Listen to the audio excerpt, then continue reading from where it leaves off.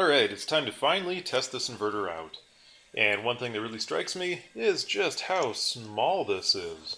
This is a 1000 watt inverter and it's only a little bit bigger than some of the 400 watt inverters I've seen. So it's kind of nice that way. It seems pretty solidly built. This is my test setup. Like with other inverters that I've tested, I have two of these deep cycle autocraft batteries here. They are fully charged and they are in good condition. This is a 45 amp battery charger that I have connected to them. That makes it a lot like having your car idling and connected to your battery. And I just have their battery clamps that they gave me connected up to the battery.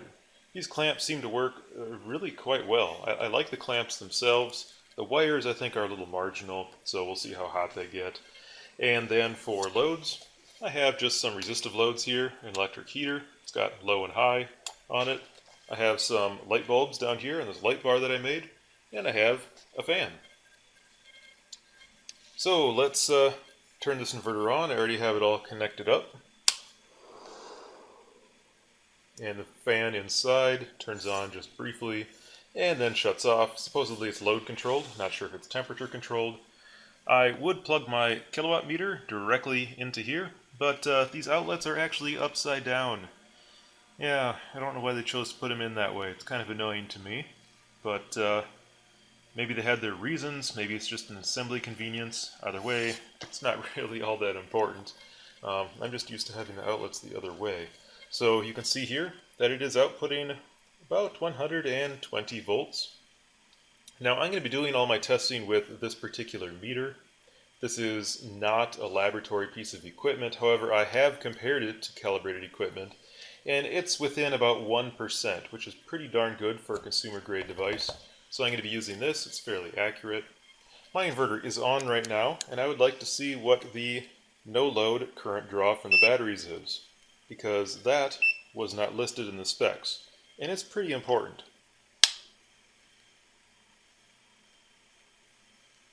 Looks like it's around 0.8 amps. Yep, 0.8. So this takes 800 milliamps on idle. That's relatively high. I would expect 0.2, 0.3 amps for an inverter like this, so that's not a deal killer, but you certainly would not want to hard connect this up and just let it go. You're going to have to turn on and off when you have loads that turn on and off, because it takes a decent load out of your battery, about 10 watts. Here we are plugged into my multimeter, showing exactly 120 volts. I'll switch it over to the oscilloscope function, and there you can see our really messed up wave. This is a modified sine wave inverter. That's what we would expect. And I am curious what happens to this waveform as I load it down. So I have this electric heater here, and I'm going to plug it in. Let's see what happens to the waveform. The fan in the inverter turned on right away, and you can see that the waveform goes to basically a square wave. Now, this inverter has plenty of input voltage. It's well over 12 volts right now, and it's already a square wave. You can see that the voltage level has not sagged. It's still 120 volts, but my meter is reading 850 watts, and it's already a square wave. If I turn my heater on high, still a square wave. So what this is telling me, and I'll turn it back to off, you can see it goes back to a modified sine wave. This meter doesn't always trigger perfectly, so that's why it's jumping around. But you can see that it's a modified sine wave again. So that tells me that this particular inverter has very bad total harmonic distortion. I could hook up a meter to give the total harmonic distortion, but basically assume that this is a square wave inverter once you load it down heavily. Under light loads it seems to work fine. So that means that this won't be particularly good at powering motors and the like. If you have an AC unit, this may run it, but it will be less efficient than with a different inverter. This is an advertised 1000 watt power inverter. Let's see what it can really do. They say 1200 watts maximum, 2400 surge. We'll ignore surge for now, but I'm going to turn this electric heater on high and just see what happens. This is a 1500 watt electric heater, and this inverter is actually running it at 1200 watts output. The output voltage has sagged. That's why this 1500 watt heater is only outputting 1100 watts now. But this inverter does appear to be able to do, at least for a short period of time, the 1200 watts that was claimed. And let's really stress this thing. I'm going to turn on some light bulbs and see what happens.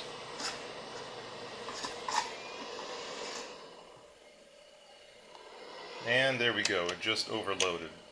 So this ran with a 1500 watt heater and 3 100 watt light bulbs before it finally quit operating. And that's pretty impressive for a 1000 watt inverter, an advertised 1000 watt inverter. This thing really can do what's advertised in terms of its maximum output power, 1200 watts. A little bit later we're going to do a continuous load on it, see what gets hot, what doesn't. These cables are already quite warm, so I think I may have to substitute different cables to do that test. But overall, so far the output capabilities of this inverter is looking pretty good. Now, I did mention that the output waveform isn't very good, so let's take a look at this box fan. I'm using this box fan for this because it has a buzzy motor, and you can hear it buzz.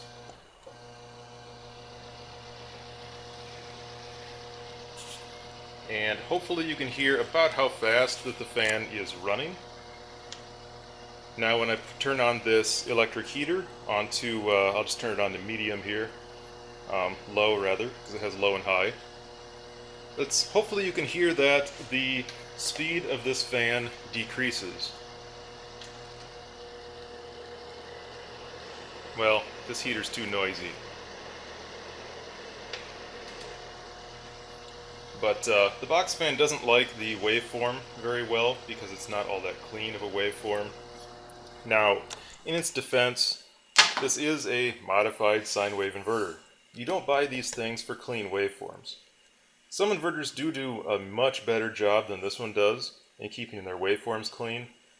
This one had those 200 volt rated capacitors in the output, and this seems to be why, because they don't boost the voltage up high enough to get all that great a waveform. In any case, we're going to ignore the waveform from now on and just concentrate on what it can do. It can do 1200 watts. Let's see what sort of things it can really power now. Let's really stress this thing out. I'm going to run an extension cord to my basement. We'll try some heavy tools that a 1000 watt inverter really wouldn't be expected to run. First up, I'm going to try running my full-sized microwave oven off of this puny little 1000 watt inverter.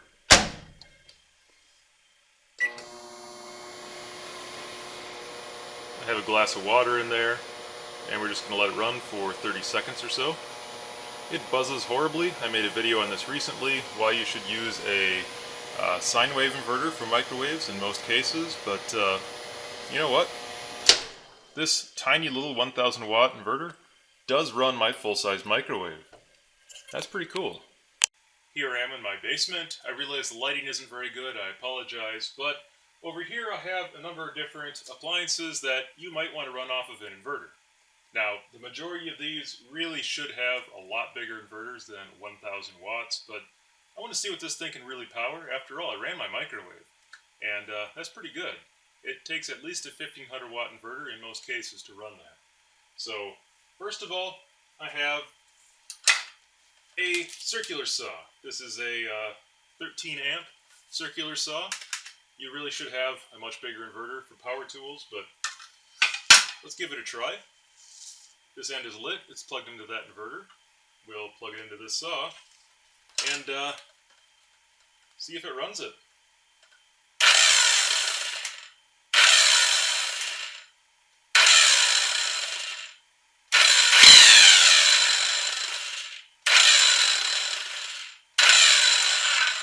So, no, it does not run that saw, nor should it.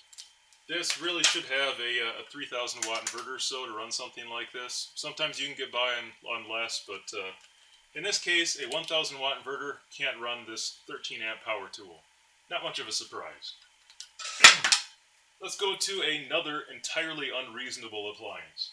This over here is a 1980s dehumidifier. Now, I've tested the startup surge on this thing. It's about 3,500 watts. A ridiculous amount. But I'm going to plug it in anyway because this usually takes a 3000 watt inverter to start it. And some 3000 watt inverters can't even start this thing. So I'm going to plug it in and let's see what happens. I at least want to know if that inverter goes up in smoke or not.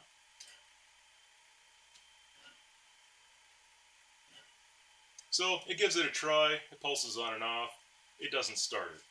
But that also does mean that this inverter has an auto restart. Could be good, could be bad, depending on what you're looking for. I generally like it. So we'll put that aside and move on to something a little bit more reasonable. If you want to vacuum out your car or something, you might want to run a shop vac like this. This is a little 3 horsepower shop vac. Takes a good amount of current, but you might be able to power this off of a 1000-watt inverter. Let's see if this one runs.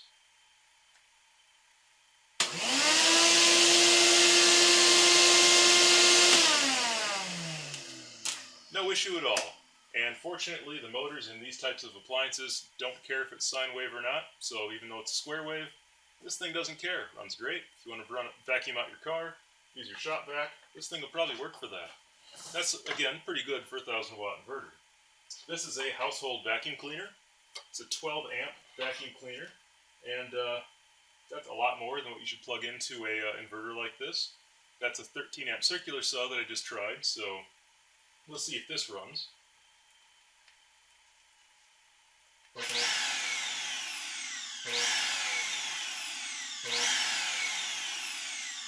So that does not run. Not a huge surprise. But I do have one appliance left here.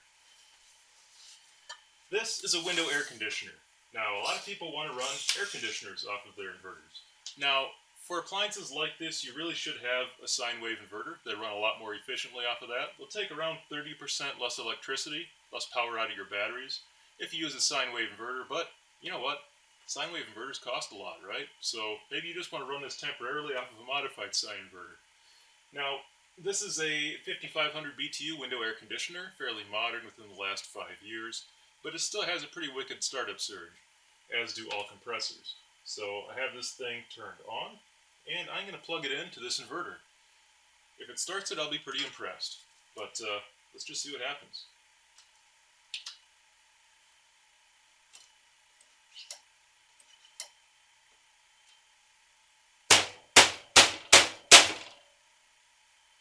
Alright, let's try that again. I ran an electric heater on this for a little bit, just so that the thermostat now knows that it's warm enough in here to turn on.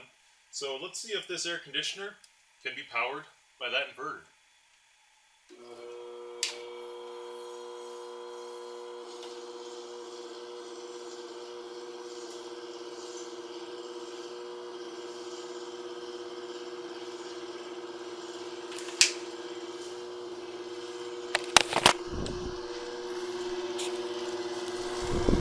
You can see that it sounds really strange.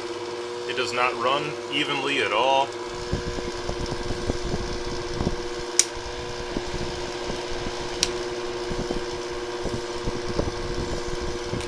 And that the power light flickers. I don't know if you can see that on camera, but it's flickering right now. I don't want to burn out my air conditioner, but this inverter does not adequately power this air conditioner. So the inverters seem to power everything you would expect a 1000-watt inverter to power. The air conditioner was a little bit of a disappointment, especially in the way that it didn't power it. The power kind of flickered on and off, and I worried that it could damage the compressor if I left it that way too long. But it did run my microwave oven, which was pretty impressive for a 1000-watt inverter. And you wouldn't really expect a 1000-watt inverter to power an AC unit, so I can't be too disappointed. Next, let's take a look at the overvoltage and undervoltage protections of this particular inverter. I have this inverter hooked up to my variable power supply right here, so I can set the input voltage to whatever I want. It also shows the current that it's drawing. So before I start doing that, let's first take a look at the input no-load power draw. This is with 15 volts input. It takes 0.7 amps out of the battery, or in this case out of the power supply. Let's see what happens as I turn the voltage down.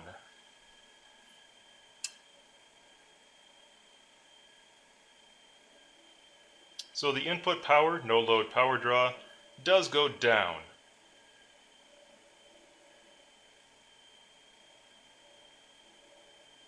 As I turn the input voltage down, which is kind of interesting.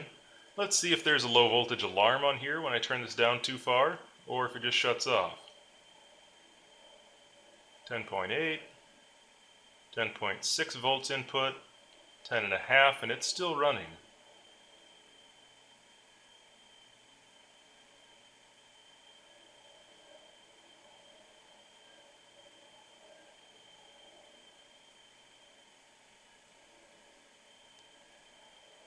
and it just shut off. Turn this back up. Looks like you have to power cycle the inverter for it to come back after a... Oh, it just turned back on. So I don't know exactly what the thresholds are. I'll turn this light bulb on here. This is a 15 watt light bulb right over here, just off frame.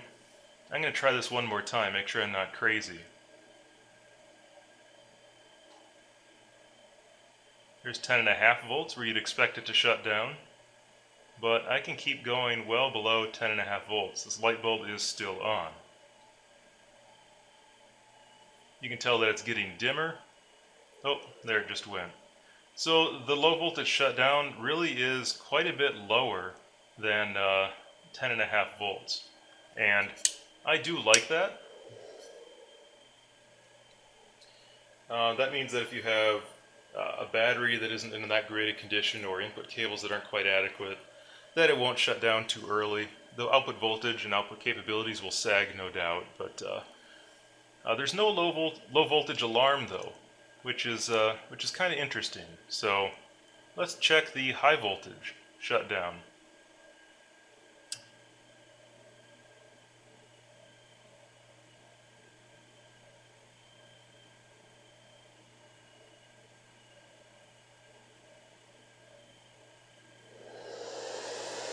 It turns the fans on,